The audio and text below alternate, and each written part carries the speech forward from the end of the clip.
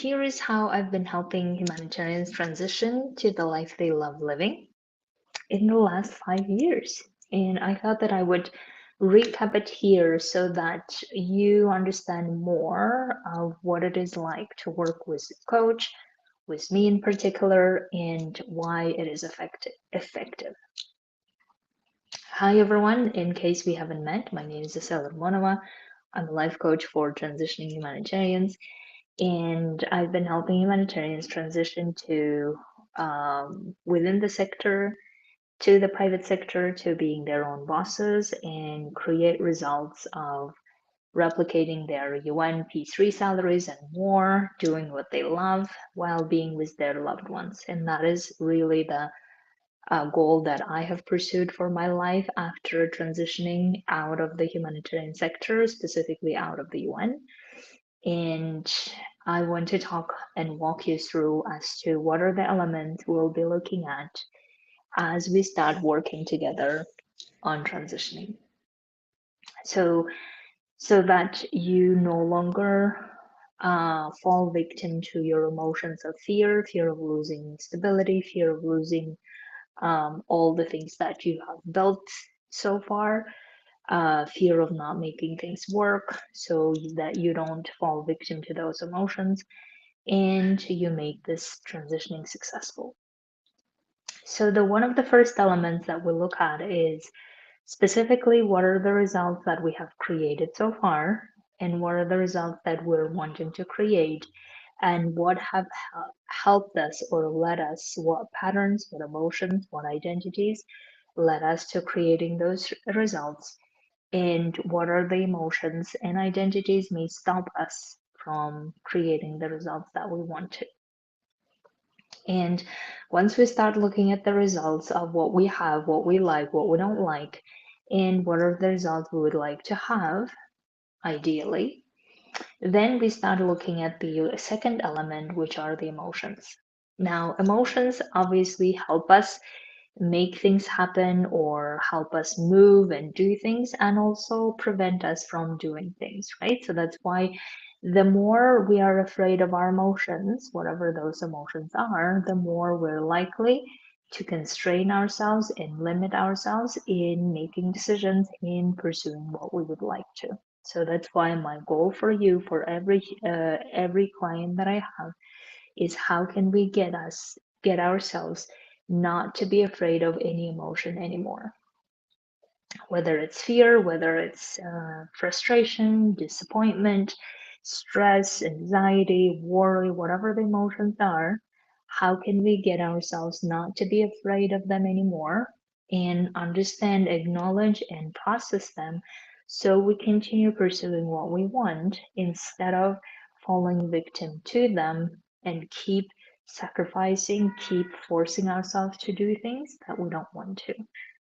So that's why the second element of our work is decluttering emotions, but also learning not to be afraid of them and keep pursuing what we want to, despite all the fear and frustration or disappointment that we will experience along the way.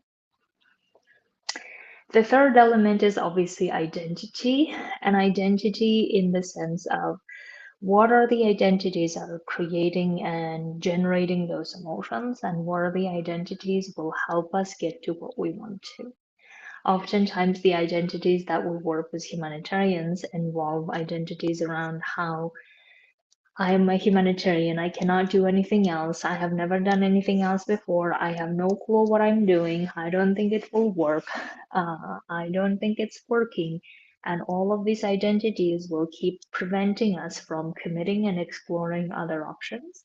And therefore, we want to change those identities to the identities that help us trust ourselves all the way, help us keep solving problems all the way, help us knowing that we are the person who can who can work on the impact, who can work on the outcomes that we would like to, who can work and create the results we want to, while keeping what's important to us, while being aligned with what we want to, and while replicating the salaries that we want to, all of these identities are available to us. But as long as we keep holding on to the identity of how we're not this person, we cannot do this, we cannot do this outside of UN. UN is only the context in which we can get the success we want to, or we can get the salary we want to, or we can get the privileges or status we want to. If we keep holding on to that identity, then obviously we will not be able to create other identities or pursue what we want outside of that UN context if we would like to, if we don't have the identities that support us moving forward. Because remember that whatever the identity we hold currently about ourselves, that will define what is possible for us and what is not possible for us in life. And most importantly, also to notice that whatever identity we hold, they will always have emotions attached to them. So if we have the identity of I'm the UN employee and I cannot do anything else in life, then that identity will hold set of emotions of fear that will keep constraining us and keep preventing us from going for what we want or going for exploring other options available. And therefore, we need to start realizing that whatever the identity that we hold will be making us generate emotions that we're likely to then find uh, like an obstacle to going and exploring other options, right? So that's why in the work that we work together, we, beside understanding the results that we have been creating so far, the results that we don't want to create, they all have their identities attached to it. The identities that have created the results within the UN context, for instance, may not be the same identities that help us create other outcomes that we want to. So that's why we want to understand what identities are helping us moving forward and what our identities are preventing us from moving forward. And that will also help then making decisions.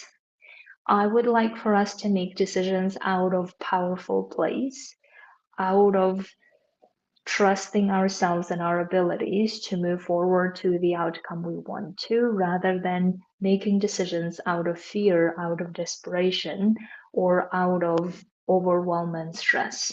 Because the more we make decisions out of desperation, the more desperation we create, unfortunately. And therefore, we want to make decisions out of the identity that serve us moving forward and not out of the identity that keeps us in the context that we don't want to. And once we start understanding how we create those results that we have created so far, how we create those results that we would like to, how emotions play a role, what emotions help us get to the outcome we want to, what emotions stop us from getting the outcome we want to, what emotions are getting in the way, and what type of identities are creating those emotions, what type of identities can create different emotions. Once we start understanding, then we are able to make powerful decisions, because we start seeing what are the patterns that we like to continue, what are the patterns we don't want to. And once we start making decisions, then we start making an action plan and pursuing those action plans. But it is important to know also that for everyone individually, an action plan will be different, obviously, and what action that helped one client will likely not help another client, right? So therefore, our actions will be very individual. And also, we need to understand that whatever the thing that we're pursuing, we need to do some tests to see if we're on the right track. So if we're transitioning to within the sector, then the test that we will be doing is, okay, what are the CVs and application process that we have done so far that is working? What are the ones that are not working? especially considering what the competition is like currently. What is it specifically? What argument that will make us stand out? What type of networking will make us stand out in that application process? And what are the ways to do networking that will be effective? That's what we need to be looking at, right? If we're transitioning to the private sector, the same thing is what are type of networking we need to be doing with which type of people or profiles in that sector, how we can get the insiders advocating for us for our cases, how can we effectively have sales conversations with those people, right? And what are the emotional and identities that help us in having those effective sales conversations, sales pitches?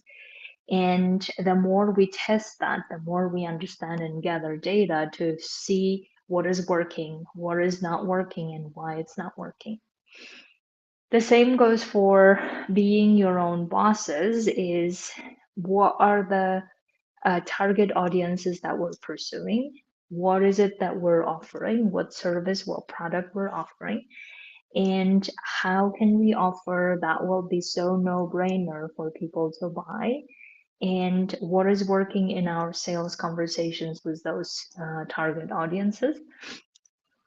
What are the objections our potential clients are having, and how do we address those objections? And all of this we can start testing once we have the identity that help us keep moving, once we have the emotional maturity in the sense that we're no longer afraid of our emotions, we're no longer letting our emotions dictate what's possible and what's not possible, but rather we ourselves, our long-term future person is dictating what is possible and what we're going for. Once we start understanding it, and once we start realizing that we are in charge of the outcomes and results that we want to create, then we are able to make all of these tests, all of these actions, and learn from them so that we start